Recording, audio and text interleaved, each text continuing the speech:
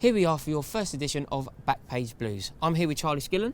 He works for the Daily Mail and more importantly is a Chelsea season ticket holder, and he's going to be our ears on the ground for all of the journalistic gossip going around Stamford Bridge. First things first, Charlie, transfer news. I've got a terrible fear. Peter Cech to Arsenal, say it ain't so. Well, the latest we're hearing on Petr Cech is that 7 million gets him, whether that's Arsenal, whether that's Real Madrid, AC Milan, no. anyone else. He can't. Mourinho said that he hasn't got any offers for Petr Cech, and that could well be true. I don't think Wenger wants another keeper. I think he's got faith in Szczesny. What a mug. Yeah, well, there you go. But, Petr Cech's an awesome keeper. He's on the bench. He's clearly not going to be happy. So, I think it might be best for everyone that he moves on, but not to Arsenal. Not to Arsenal, please. Petr, please don't go to Arsenal. Please. Other transfer gossip. Anderson to Liska. I'm hearing good things. You a fan? Yeah, he's 20. He's been one of Benfica's best players this year. Mourinho's a fan. His problem at the minute is a work permit. Mourinho actually said in September that every big club is after him, and if he didn't have work permit issues, he would be in England already. Now, he didn't say Chelsea, but he mentioned a host of top clubs.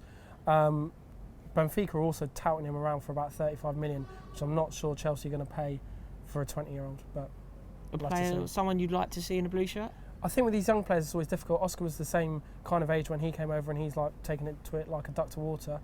But I think we'll just have to see. I mean, it's possible. Obviously, we've got a good relationship with Benfica. Mourinho knows what he's talking about with Portuguese football, but definitely not one for January. Not for January? 100% not. Right, heard it here first. Not for January. Finally, Mauro Icardi. I don't know too much about him. Yeah, any thoughts? He's an Inter Milan striker. I've seen us chat with him this morning in the Italian press. To be honest, he just wants a new contract from Inter. Really? Clever agent? Yeah, exactly, yeah. Right, okay, well there we have it. Last week we lost our chance of going unbeaten for the whole season. Upset? Surprised? I'm upset we lost. I think the only silver lining was that it stops everyone talking about the Invincibles. I don't think Chelsea fans were talking about that, but a lot of other people were. It's a nice story, it's a nice tagline, the Invincibles. Frankly, I think we'll have a better season than that Arsenal team. Yeah. They drew 12 games. They got knocked out by Chelsea in the Champions League, which we certainly won't do. Yeah. Hardly invincible, is it, when Wayne Bridge knocks you out of the Champions League? Well, exactly. Yeah. But yeah, sad to see it go. Still think that we're going to be all right for the. Yeah. For the league? I don't think we should chuck our toys out the pram just yet. I don't think it was a good performance, but equally, it highlights a lot of problems with the team.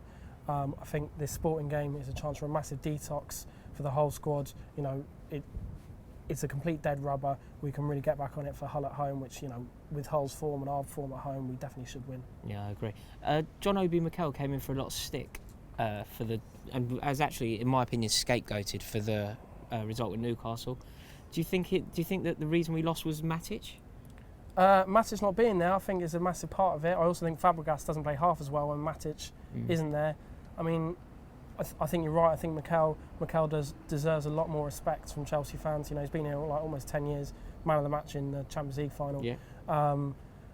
And I thought he played quite well in Newcastle, but we just missed that drive that Matic brings us. Yeah, I agree. So now looking forward, on to Sporting tomorrow. Yeah. Ruben Loftus-Cheek. Yeah. This is good news, isn't it? Yeah, absolutely. Don't think it's something anyone expected. In the office this morning, we were told that he was going to be put up for the media. Mourinho and Loftus-Cheek held a press conference together this afternoon. Everyone was really surprised by that. It's a massive statement from Mourinho. He said, called him Made in Chelsea, which was quite funny. He's called this the Academy Day, or he's called tomorrow the Academy Day. He's a very exciting player, and it'd be really interesting to see how he gets on in sort of better company. Nice. Are you confident in him? Do you think he's good enough from what you've seen? Yeah, from what I've seen, certainly. I mean, you never know with these young players, but he'll definitely have the crowd on his side. It can only help his development playing with people like Drogba and Terry. So absolutely. Charlie, thank you so much. Cheers, keep your ear on the ground. Let us know anything that we should know. Will do. Thank you for watching, and make sure you subscribe. Click the link now. Charlie, see you soon. See ya. Cheers.